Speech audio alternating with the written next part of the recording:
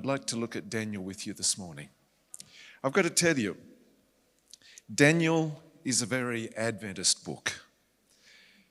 For American Adventists, it's apple pie. But for us Aussies, it's Weet-Bix and Marmite. Let the hearer understand. Ultimately, I'd like to get to Daniel 12. There's some lovely material in Daniel 12, and that's where I want to get to. But I'd like to do a survey of the whole book. And Daniel, it's a real favourite of mine. I can remember as a young pastor here, I was asked to, for some reason, I was at the Nunawading school. Not the new school as it is, but wow, people were asking me how old I am. And I'm telling you now, it was a long time ago, back in the old school at Nunawading. And I saw there this big Daniel 2 statue. And it was fantastic, a golden head, silver chest and arms. And it was just, and I'm an evangelist. And I saw this statue and I thought, wow, I would love to borrow that. Where does that come from? And somebody said, Cynthia Wishart. Does anyone remember Cynthia? Cynthia was a teacher at the school. And so I called her and I said, could I borrow the Dan 2 man? I'm running some meetings. And she said, sure, you might be interested in something else. And a church in the conference had asked her to make all the beasts of Daniel 7. The lion with the wings, the bear raised up on one side with 3 ribs, the leopard with 4 heads, 4 wings, and the big beast with the 10 horns and 3 being uprooted. And she said, I'm making these, it's taken me 5 years, but my husband says they've got to go or he goes. Because the lion had been on the kitchen table for 5 years and it was time, and he'd had enough. And I said, I'll be right there. So I went over to Cynthia's place and she'd done a magnificent job. These beasts had fur, the wings were of real feathers, and she'd got taxidermy eyes, and they were real eyes when they were looking at you. And you know, she said you can have them if you put them in road case boxes. So we got some road case boxes made up. Brian Lawty is a gem. He helped me with those cases. And we got them boxed up. And those beasts, wow, they travelled some miles. And, you know, when we were moving, because we moved from Melbourne to Perth, and then from Perth to Adelaide, and from Adelaide to Sydney, and all these animals came with us, the Dan 2 man and the 4 beasts. And you'd tell the removalist guy, and he'd be coming to check out the stuff for the move, and I'd say, oh, I've got a few things in the garage you should check out. They might need some special attention. Oh, mate, I've been doing this for 30 years. There's nothing I haven't seen. Everything's easy. And he comes, I've been doing this for 30 years, but I've never seen anything like this. What are these animals? So they were just fantastic. I love Daniel and those beasts. When we moved to America, they couldn't cross the Pacific. We were allowed one 20-foot container to take across. And those 4 animals and the Dan 2 man had to stay here. And they were like leaving children behind. Yeah, so Daniel's a real favourite of mine. Now, Daniel isn't just my favourite. Jesus talked about Daniel as well. In Matthew 24, verse 15, and in Mark 13:14, Jesus expresses his appreciation there and tells us effectively to know the prophecies of Daniel. The book of Daniel was well known by significant people of history. Alexander the Great, when he discovered the prophecies that Grecia would conquer the then known world, he decreed that this book should be translated into what language? Greek. The whole book, the whole of the Old Testament, and so that's where we get the Septuagint translation from. Alexander the Great loved it to such an extent. And even Kaiser Wilhelm, remarkable story. If you go to Metz, it's in France today, but back prior to World War I, it was part of Germany. In Metz, there's this massive cathedral in the centre of town. In the early part of the 1900s, it needed a new lead roof. The local city, the local people couldn't afford this new roof. And so Kaiser Wilhelm said that he would fund the new roof for this church on one condition. And they said, "What's that?"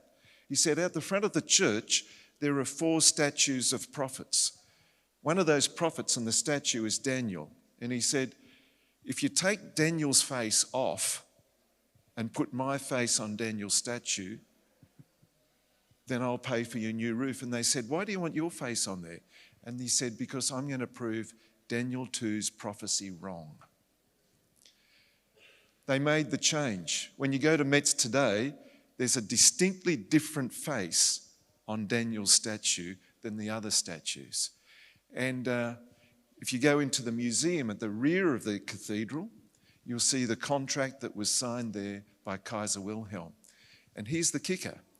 Adolf Hitler heard about this and he said, "I'd like you to take Kaiser's face off." And he said, "Get my face made up because I want my face to go on Daniel's statue." These guys, they knew about the Daniel 2 prophecy and they were determined to thwart it, but no king, no Nazi, nothing like that could thwart the prophecy of Daniel chapter 2. Ellen White, she tells us in Prophets and Kings, as we near the close of this world's history, the prophecies recorded by Daniel demand our special attention, she writes, as they relate to the very time in which we are living. So, Daniel, it's a significant book, a book not to be ignored. And before we come to the conclusion of Daniel, the culmination of the book, let's just remind ourselves of a couple of the key details of this book. You know, I can remember having a wonderful conversation with George Munoz, and he told me this very important detail. There is no other book in the canon of Scripture that emphasizes and addresses time like the book of Daniel. It begins and ends, starts and finishes with time. Think about that. The importance, the priority of time. The opening words of the book anchor the narrative in time. It begins with, "In the 3rd year of the reign of Jehoiakim, king of Judah," are the words of Daniel 1, verse 1. And how does the book of Daniel finish? Daniel chapter 12, verse 13, and it says, "But you, go your way till the end, for you shall rest and will arise to your inheritance at the end of the days." Daniel doesn't just begin and end with time. Time is a critical detail in each chapter of Daniel. Each event, each story, and each prophecy features time. 12 of the 7 chapters of Daniel, the majority of them, open with a specific time reference. Looking through the book, in Daniel chapter 1, we've got that 10-day time test where they were tested on what they ate. A period of time was at stake here. And Daniel 2, wow, isn't that loaded with time? There's the one night that they have that all-night prayer meeting, praying for that vision, an important period of time. And then the vision is given, that prophecy. There's the time of the golden head, Babylon. There's the time of the silver chest and arms. And who's the silver, folks? Medo-Persia. Then there's the brass or the bronze, belly and thighs. Who's that? Greece. And then there's the legs. What are they made of? Iron. And who's the iron legs? Rome. You've heard this before. And then there's the feet of iron and clay. All of this time through history. And then we come to the feet, iron and clay, and then there's the rock. That rock.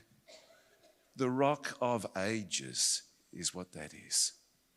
And a kingdom that is eternal. Talk about time. Time. Then there's Daniel chapter 3. All the universe seems to be focused on the plain of Dura and focused on that small period of time when the music played. When the music played.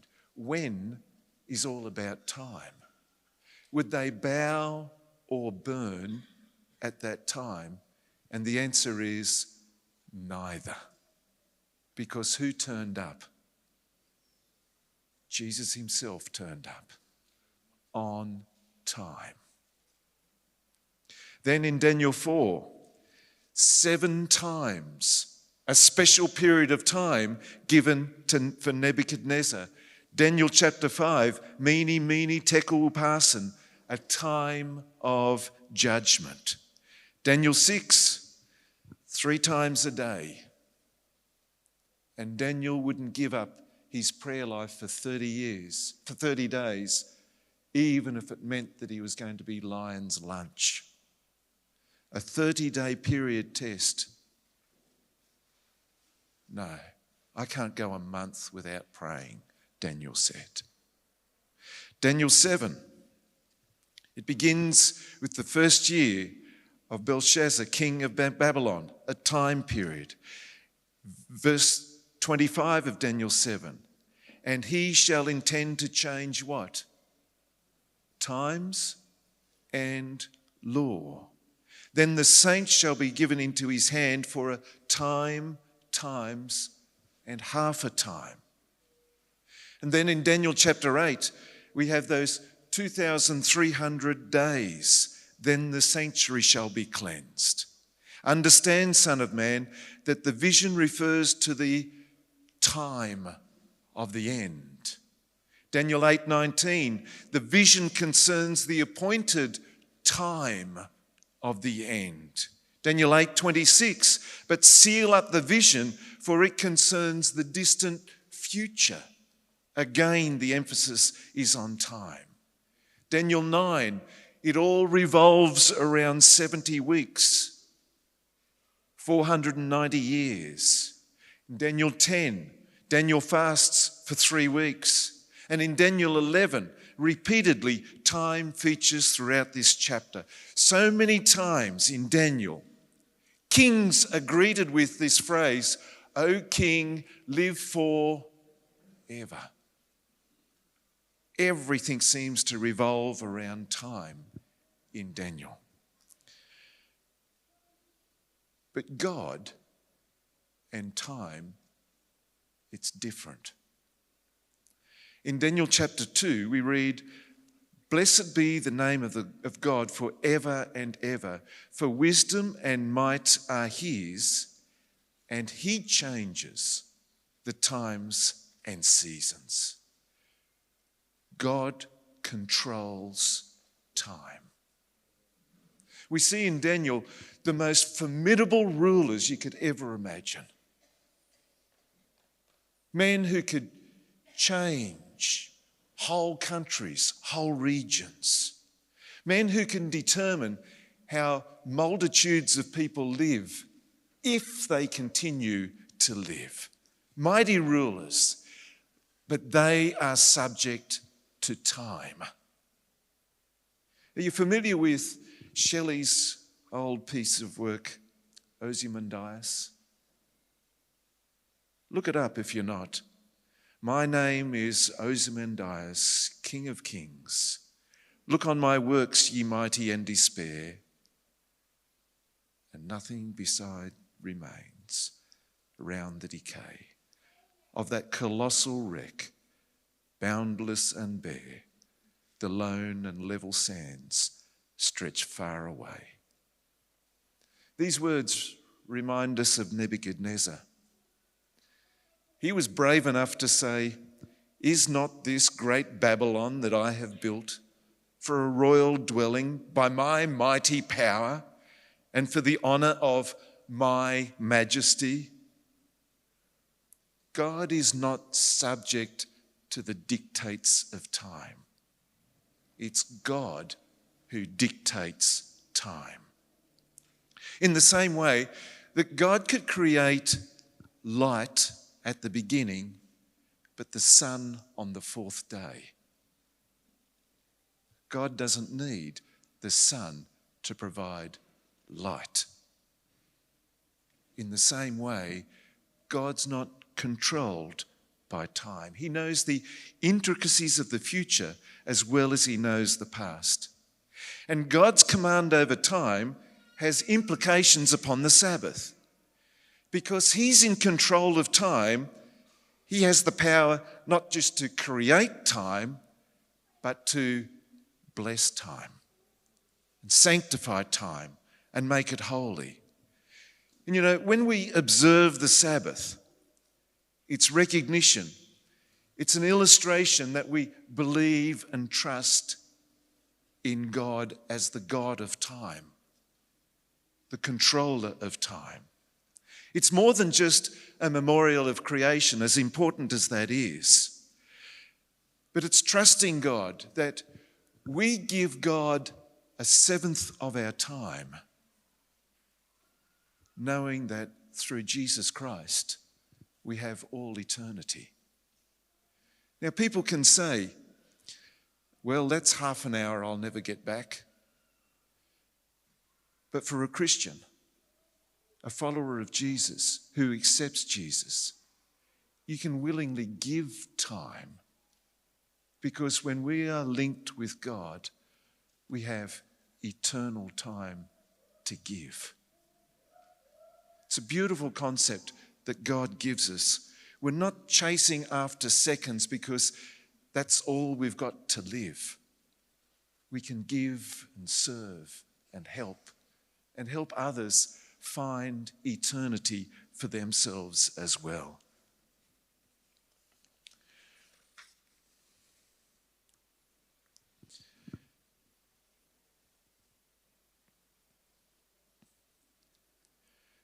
There are obvious connections here with our belief in the return of Jesus, the second coming of Jesus. God will ultimately disrupt time as we know it and time on this planet. He will intervene. Daniel 4, verse 34. Notice this. Let's turn with me. Open your Bibles with me, please. Daniel chapter 4.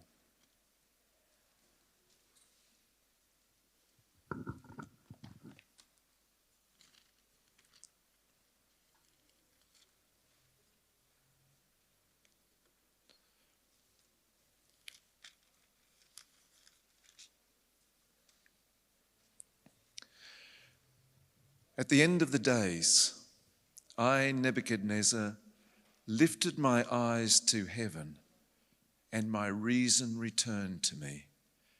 And I blessed the Most High and praised and honoured him who lives forever.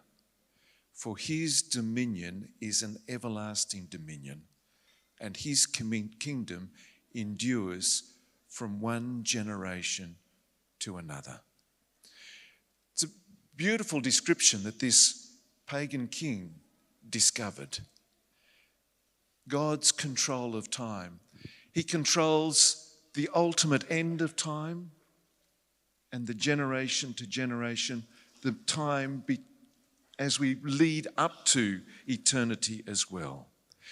God being in control of time is evidenced again in Daniel chapter 5, verse 26. Those well-known words, mene, mene, tekel, upharsin, the interpretation, God has numbered your kingdom and finished it. You have been weighed in the balances and found wanting. Your kingdom has been divided and given to the Medes and Persians. The God who controls time has appointed a time for justice. And I've got to tell you, this is good news. There is good news in the judgment. And Daniel 7, Daniel 8, Daniel 9 has important information there about a coming time of justice and the fact that justice has started. We are living in the time of judgment, and that is important.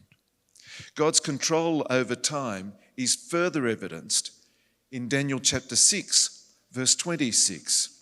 Notice it with me.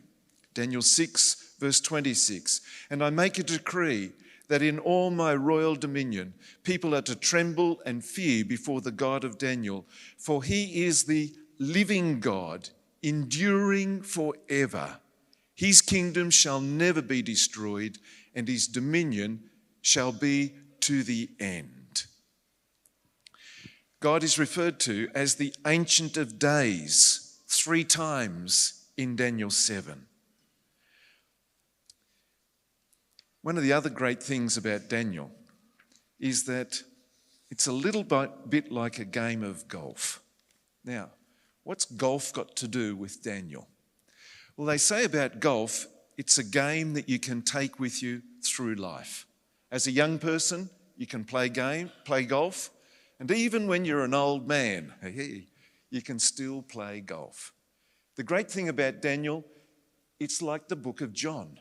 John's gospel is described as so easy to understand and so deep. It's as though it can be shallow enough for a child to paddle in, but deep enough for an elephant to bathe in. Daniel is so much the same. It's a book that we can take through time, through our life. As kids, we marvel at those stories, the wonderful stories. And as we age, we can dig and dig, explore more and more, and still discover more about this wonderful book. You know, in Daniel 1, there's Daniel with his 3 friends, Hananiah, Mishael, Azariah. They're subject to that brainwashing in Babylon. The gateway to the gods, will they survive? Their names are changed, their identities, their beliefs, their values. Daniel becomes Belteshazzar, and then we have shake the bed, make the bed, and into the bed you go. They're given all this food, and yet they prefer the menu of the Bible. And they're found to be 10 times superior to the so-called elite of the kingdom. Daniel 3, that fiery furnace. Daniel 6, victimized because of his prayer habits, thrown to the lions. The lions' mouths are clamped shut. These stories stay with us, don't they? We remember them, we treasure them. There are hundreds of thousands of Adventists today who found their faith because of Daniel chapter 2. You know, during the early war years of World War II, our evangelists used to trumpet in cities, in towns, whoever would listen to them. They would open their meetings with, "Why Hitler will lose the war." What were they opening with? Daniel 2. After the war, why Hitler lost the war. Thousands of people came into the Adventist church because of that. Then there were those 4 beasts that I took delight in travelling around the country with. The 1260 years, thinking to change times and laws. And then there's that wonderful prophecy, that 70-week prophecy, which pinpoints using Luke, and there's the dating in Luke as well, chapter 3, verses 1, 2 and 3 in there, 27 AD when Jesus was baptized. Think about this, folks, and the opportunities that are coming up. 27 AD, in just a few years, it's going to be 2027. It'll be the 2000th year anniversary of the baptism of Jesus. Are you seeing the possibilities here, folks? What can we do with this prophecy, with that anniversary of 2027 and the 70-week prophecy? Surely this is a time to challenge skeptics and doubters. We can challenge them with this wonderful prophecy from Daniel. Daniel still speaks today in 2023, still speaks to our hearts. And then in Daniel 8, for some, this is a controversial topic, but it's an amazing prophecy. The 2,300 days, 457 is one of the most secure dates in history. And we come to the time when justice has started in 1844 with the pre-Advent judgment. All of this linked together, as I mentioned on Sabbath. I could have bought my little book again on The Origin of the Species by Charles Darwin. 1831. Remember this. Darwin gets on HMS Beagle and begins his voyage. And with Darwin, we have the start of this whole theory of evolution, leading people away from the Creator God. And in that very same year that Darwin gets on the Beagle, 1831, William Miller gets a knock at the door. And so begins a movement to bring people back to worshipping the Creator God as the Bible teaches. Not by chance, folks. Not by chance. Surely this is not a coincidence. For just as things unfold, just like the gold, the silver, the brass, the iron and clay, all those animals lined up in sequential order, things are unfolding according to the plan of the God of the universe. And Jesus will return. Jesus will return. This is the plan. It's been right along. Now's not the time to doubt it. So this beautiful book is a book that we can take through life, treasure and appreciate. And now let's come to Daniel chapter 12. Daniel chapter 12. God reigns over all things. He reigns over all empires, powers, all gods, and he reigns over time. You know, we have so many idioms and sayings about time to remind humanity that we are controlled by time. There's that one about death and taxes. We all know that, don't we? Time and tide wait for no man. Rooster one day, feather duster the next. But these don't apply to the eternal God, to our God. Daniel is a book that affirms, builds, and contributes faith. God will see us through. We've made our way through Daniel. The character Daniel is our friend. We love and admire him. We love him because he's faithful, not in a sense of mediocrity, but he's resilient. But resilient doesn't seem to convey enough about this guy.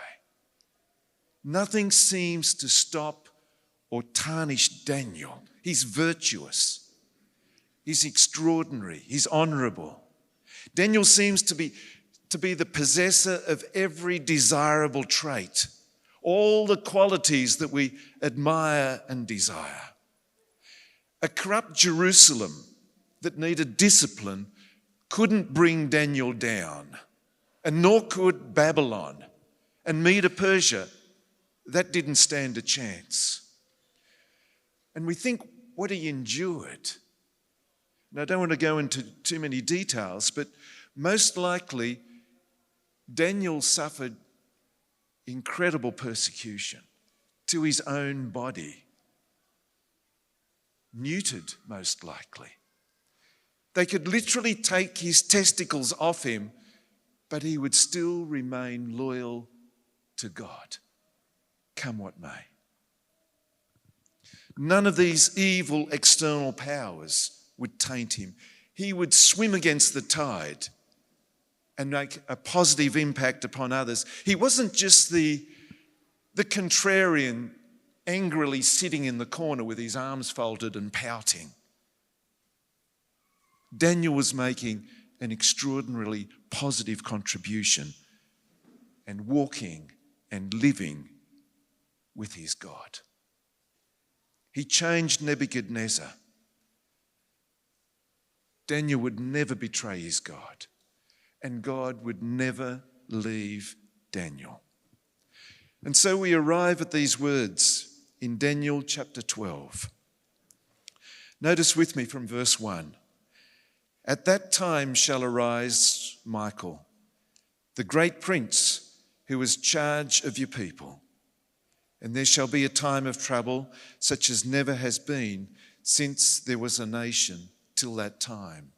But at that time your people shall be delivered, everyone whose name shall be found written in the book.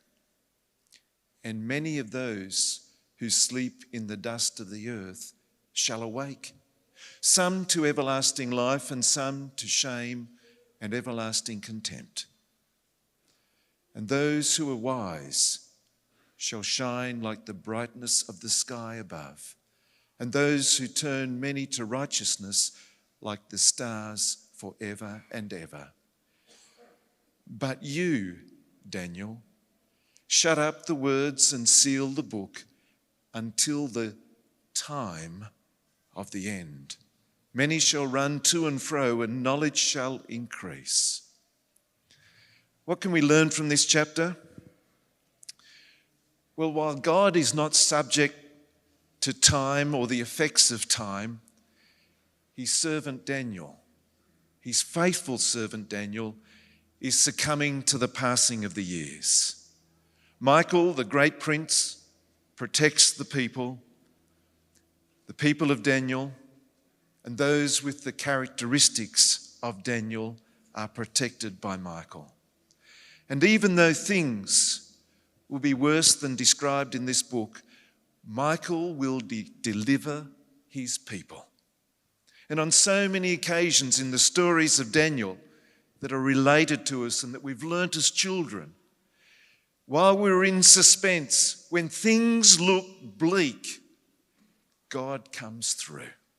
And in the end, God's faithful people win. Notice with me these phrases of incredible hope. Notice Daniel chapter 12 and verse 2. Notice what it says here, how it begins. And many of those who sleep in the dust of the earth. Some translations have multitudes.